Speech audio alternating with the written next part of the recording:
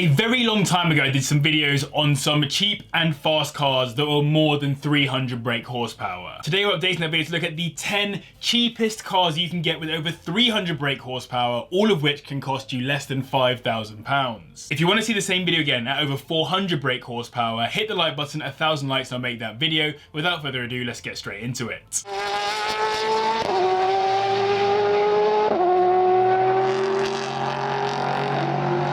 Let's get started with the VW Touareg, an early 2000s SUV which broke records, particularly in diesel specs. But in this video we're talking about the 4.2 litre V8 engine petrol model which put out 305 brake horsepower, taking it to 60 in 7.8 seconds, not bad for a car of its size. This car came about as a part of a joint venture between VW, Audi and Porsche to build a new SUV platform that would be the basis for the Touareg, the Q7 and the Cayenne. With this in mind, much of the car's capability isn't too different to the more premium offerings from Audi and Porsche, as it can come with active air suspension, a progressively locking centre diff for off-roading, and ride height adjustability on command. But you probably won't actually be 4x4ing one of these, you'll probably be cruising around with the family in it. The starter are price limit for this video though, and for that money you'll get a high mileage 2004 model. As they're quite old, problems can arise, particularly with the transmissions which have had shifting issues. Next up we've got a pretty rare car for us here in the UK, the 5th generation Cadillac Seville, a mid-size luxury car with a 4.6 litre V8 engine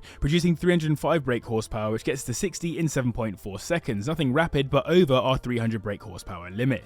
It was the first Cadillac built to be both left and right hand drive, which is why you'll see some here in the UK where it was officially sold for the first time. For its time it did come with some cool tech which of course is quite dated today, so not as useful, and can also be the basis of some of the electrical gremlins with this car. Speaking of tech, I would aim for a 1999 model as there was an optional set of massage seats, which is such a huge flex for any old school luxury car. These run you around £3,500 at the bottom end, and 5k gets you a 1999 model with 40,000 miles on the clock. That engine isn't free of head gasket failure reports, so do watch out for that. Moving on to another SUV now, the first generation Range Rover Sport, which comes with a 4.2 litre supercharged V8 engine which makes 385 brake horsepower, the most on this list, which will get to 60 in 7.2 seconds. We're not talking SVR pace, but pretty good regardless. This first gen was built on a modified version of the Discovery 3's platform, with a real focus on rigidity for road handling as opposed to off-road agility. For that reason, though it wasn't the first, it was definitely a pioneer in the world of luxury SUVs, becoming a very normal sight out on the roads here in the UK,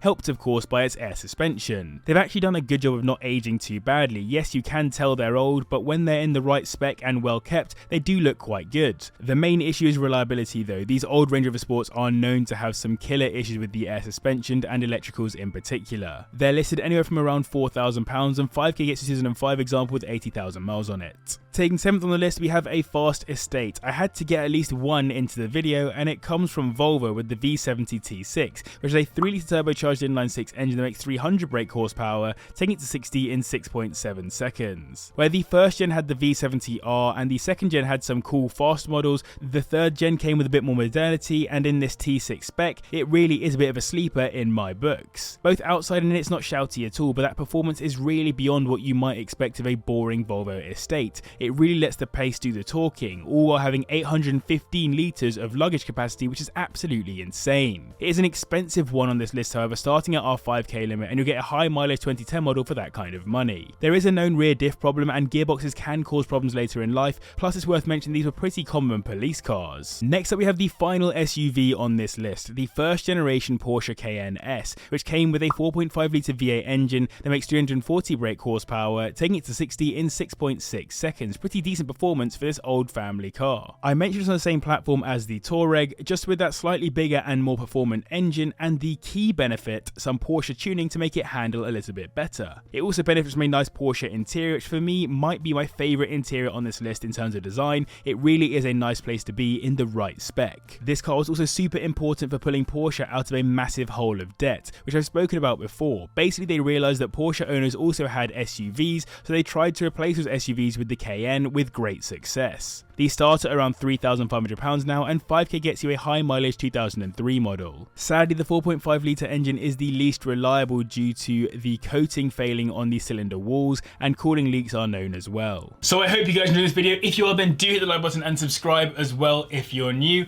Quick reminder as well, Last chance, it's my birthday on Tuesday. If you want to make a purchase on carsjb.com, do so and use the code BIRTHDAY for 10% off any purchases over £10. Nice and easy. I've told you what the Jaguar S-Type are previously, but it's slightly out of our price range for this video. You can, however, get the slightly cheaper standard V8 model, which comes with a 4.2 litre V8 engine, making 300 brake horsepower and managing up to 60 in 6.2 seconds. This car was built to compete with cars like the 5 Series, but as a more luxury-focused executive car than just simply executive. Styling-wise, it has many classic Jag features, particularly obvious around the front with the grille and light setup being reminiscent of the old Jag Mark II. The interior is incredibly cool for its age, and though the V8 is more powerful, one amazing engine on these was the 2.7 litre twin-turbo V6 diesel, which was hallowed by critics and owners alike for being the most luxurious block the car got. 2k will get you into one of these, making it the cheapest car on the list, and 5k gets you 2004 model with 100k on the clock. Ignition coil and water pump failures are known on these, as well as some more build quality related issues. Onto a proper sports car now, the Mercedes SL 500 from the R230 generation, which comes with a 5 litre V8 engine, the largest engine on the list, which puts out 306 brake horsepower, taking it to 60 in 6.1 seconds. This generation SL is the most similar looking to the SLR, which is always a good sign, and it came with some cool stuff for the time like the hardtop convertible roof, which Mercedes haven't really focused on much recently. This design came from effectively a design competition between 10 designers around the world, whose sketches were then turned into scale models, then made virtual through a state-of-the-art computer for the time, which sounds like a pretty normal design process now, but back then it was an incredible feat of engineering, and the car they created does still look very nice today. These start at just under £5,000, and the full 5 gets you a 2003 model with 100k on it. Rust can be an issue with these, as can the active body control and the 7-speed gearbox. In third, we have the Audi S4 Cabriolet, which is a great looking car with a lot of performance for the money. It comes with a 4.2 litre V8 engine producing 339 brake horsepower, taking it to 60 in 5.7 seconds, pretty insane performance. This is the 3rd gen S4, and the cab arrived just after the saloon and estate. It remained mostly understated in its stylings, not going as aggressive as the RS4, but it still got Recaro sports seats and other sporty features throughout. It actually is a really cool car in cabriolet spec, less practical than the other two cars, but I love that it's a 2-door rather than maintaining the 4 or 5-door looks of the others, and getting any S cars for under 5k is so rare now that it makes it a little bit more enticing. These run you around £3,500 at the bottom end, and 5k gets you a high mileage 2006 model. The most known issues come from the timing chain tensioners, which are at the back of the engine, meaning that the entire engine has to be removed to replace the chain. Just missing out on the top spot, we have the legendary Lexus GS450h. I say legendary because I honestly think I could fit this car into pretty much any type of video.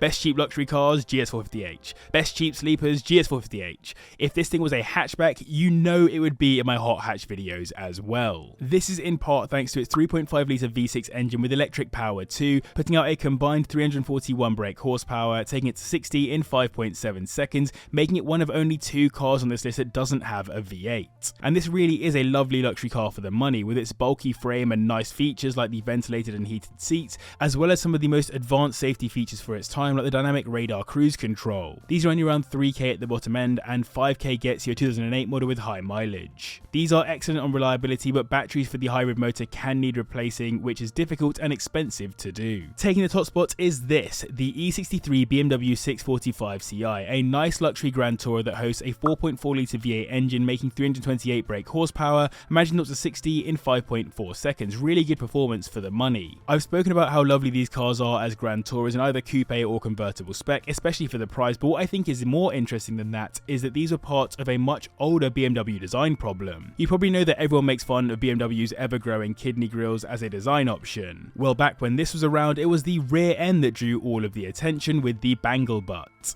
That shelf on the rear of the car, which is seen in multiple BMWs of the early 2000s, was the source of much criticism and debate, which is probably as hotly discussed as the grille debate today. These listed anywhere from around the 3k mark, and 5k gets your 2004 model with 100k on it. Electrics are known to be pretty sketchy on these, and owners have had mixed experiences with them. Some have had trouble-free motoring, others have had their wallets violated. So I hope you guys enjoyed this video. If you then do hit the like button and subscribe as well if you're new. Massive thanks to the patrons for their support, and to you guys as well for watching. If you want to watch a video on some very cool cars for under £5,000, the same as this video, then click up here and subscribe down here.